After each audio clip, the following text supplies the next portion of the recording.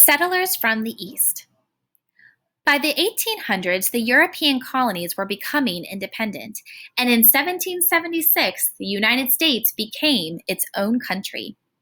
Colonists in New Spain formed Mexico in 1821.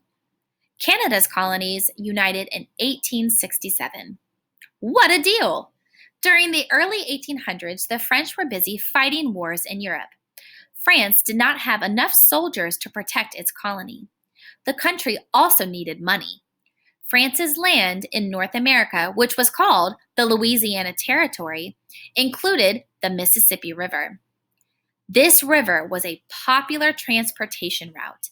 In 1803, American ambassadors went to France to buy a couple of French-owned seaports in North America. Instead, they bought the entire Louisiana Territory from France for $15 million.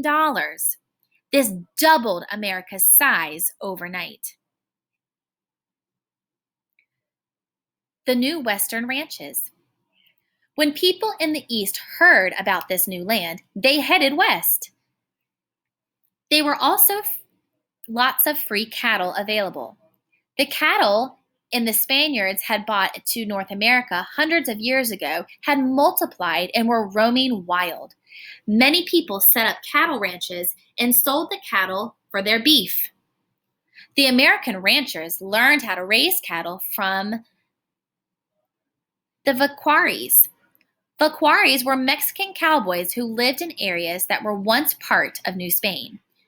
Many vaqueros worked at the new ranches. The race west. People in the United States and Canada became more interested in the West. They heard stories about rich ranchers, huge areas of unsettled land. The two countries grew fearful that they might lose their land to each other or to Mexico. They needed citizens to go and occupy the land in order to keep it. Both governments offered cheap land to anyone who claimed it, and the race to the west began.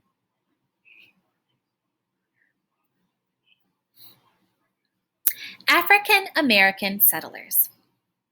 Between the 1600s and 1865, many African Americans were slaves on plantations in southern United States. Plantations were large farms that grew one type of crop, such as cotton or tobacco. Americans sailed to Africa and captured people to be their slaves.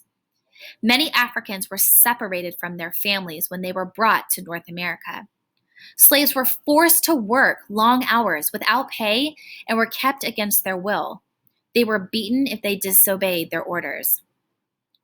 Escaping slavery. Slavery was not legal everywhere in North America. Canada and most of northern states of America did not practice slavery. Many slaves risked their life attempting to escape to the north. If an owner caught a slave who had tried to escape, he beat the slave severely. Many slaves were killed by their owners after trying to run for freedom. Heading west. Besides the north, another place that offered safety to slaves was the west. Slavery was not legal in the west, and African Americans could find paid work there. Some escaped to ranches to become cowboys. After slavery became illegal, African Americans left the southern states in large numbers. Many settled their own businesses in western towns. Others bought land and set up farms. Many African American families lived peacefully in the West. Moving to Canada. Hundreds of slaves have escaped to Canada during the years of slavery in the southern states. Canada provided opportunities for many African Americans.